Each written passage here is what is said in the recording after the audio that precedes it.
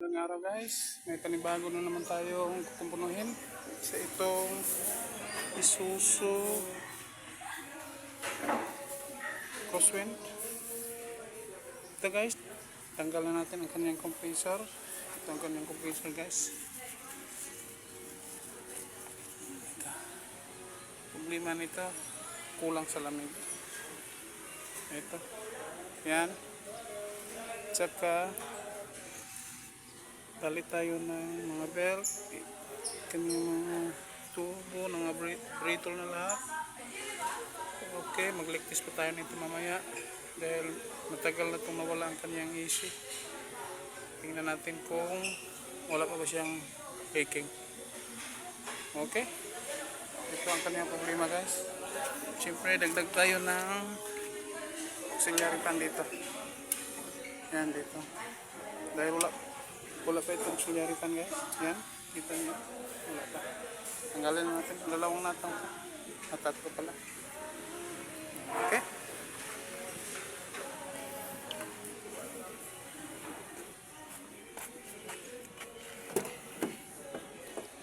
dito tayo sa loob guys. Okay, may helicopter pa siya umaandar. Yan. Okay, intact pa ang kanyang loob. Ito. Yan. Okay, abangan nyo guys. Dual AC ito. Yan dito sa likod.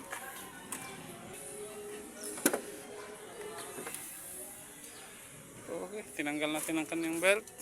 Ito. Palitan natin ito. Ito ang kanyang rear evaporator.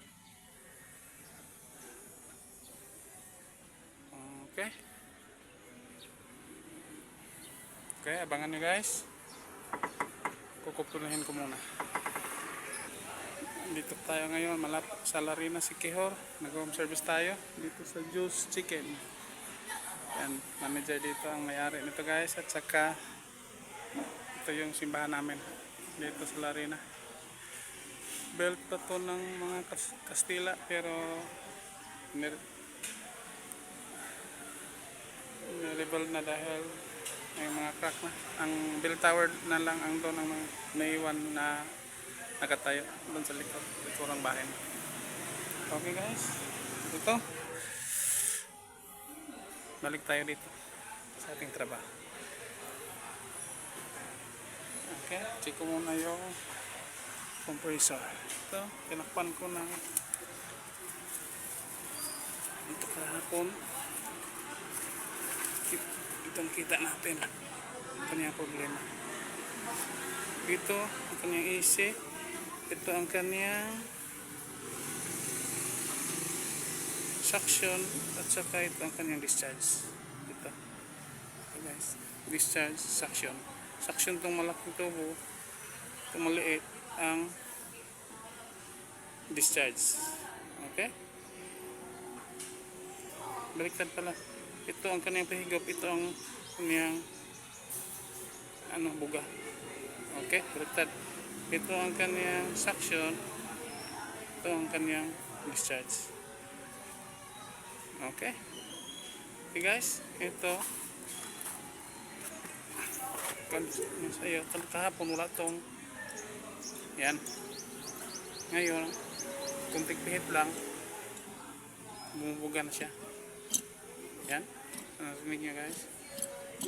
Okay, ibig sabihin kaya pa natin tong ayusin ang kanyang AC. Balik sa natural to guys. Okay, palamigin natin to. Lito tayo ng mga gamit doon. Okay, abangan nyo guys. Ka-standby na ating fan.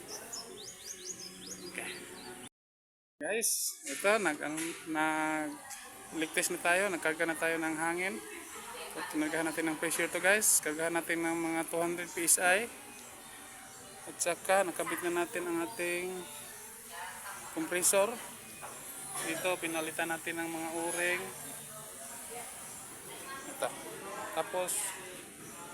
Tapos tayo mag-leak test. Kung walang leaking, mag-vacuum na tayo. Vacuum natin to ng mga 10 to 20 minutes guys. Para ang yung mga moisture sa loob ng AC natin mahigop niya lahat. Okay, abangan nyo guys. Dito, magkarga muna tayo. 200 PSI. Pag di bumaba, vacuum na tayo. Tapos karga na ng Freon. Okay guys, abangan. Guys, tapos na tayo nag-vacuum. Ito. Tapos, ito. Karga na tayo ng Freon. Karga natin ng 50. Tapos start na tayo. Okay? Start boss! Yan. Tapos aircon on.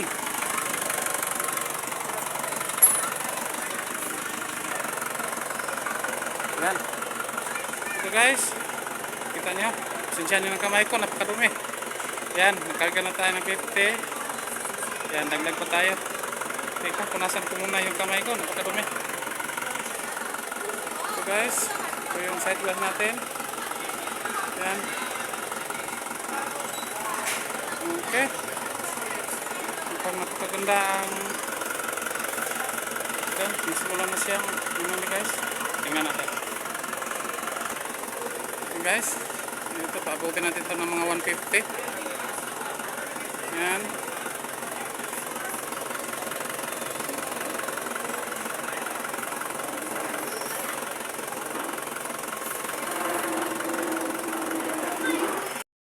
Dito na tayo sa loob.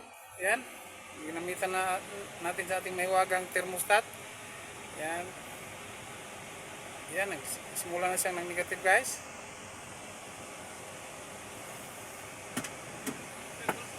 Yan.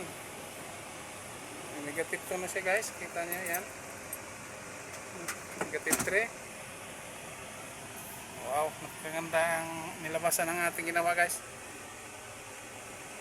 Back to original ang aircon ni Buseng. Negative 5 lang kailangan natin. Yan. Yan. Lumampas na.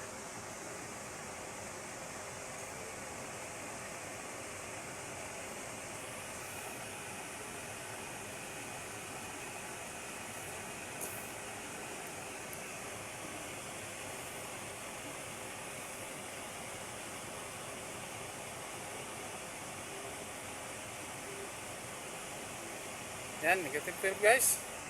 Okay guys, lalo pa itong habang tumatagal ito, lalong bumaba to dahil nagsisirculate ang ating oil at saka Freon doon. Pinampump ng ating compressor. Okay guys, ito ang kaniyang normal ang kaniyang temperature. Naka-RPM tayo ng 800. Yan, 800 guys. Okay, napakalamig dito. Okay guys, pasensya na, maingay dito. Final reading tayo, nasa 40 ang ating low side, ang high side ay nasa 140 lang. Okay, ito napakaganda. Yan, okay guys. Bahan ang kanyang sulit. Ito ang ating side glass. Okay. Okay. Ayan guys, final tayo. Ito, gumana ang ating pag-natin na auxiliary pan. Ito, nagatumatok na siya. Ayan. Ito ang kanang side glass. Okay. Clear na siya guys. Ibig sabihin nito, full na ang ating Freon. Okay. Ito guys, nandito na tayo. Yan, tayo sa kayo na ni Buseng sa Joe's Chicken dito sa Larina, Siquijor. Punta kayo dito guys pag nakapunta kayo ng Siquijor. Nakaharang pala ang ating hood guys. Okay.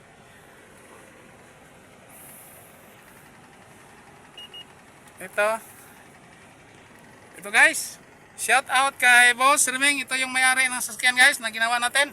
Boss Remeng, kumusta ang lamig? Okay. Wow, thank you Ang boss, lamig, thank you. sobrang lamig. Parang brand new. Wow, balik sa brand new ang sasakyan ni Buseng. 2000 model to boss? 2001. 2001, balik sa brand new. Malamig na malamig ang kanyang AC. Okay guys, another chamba na naman tayo. Okay, thank you for watching and don't forget to like, share and subscribe. Thank you and bye bye. God bless us all. Okay.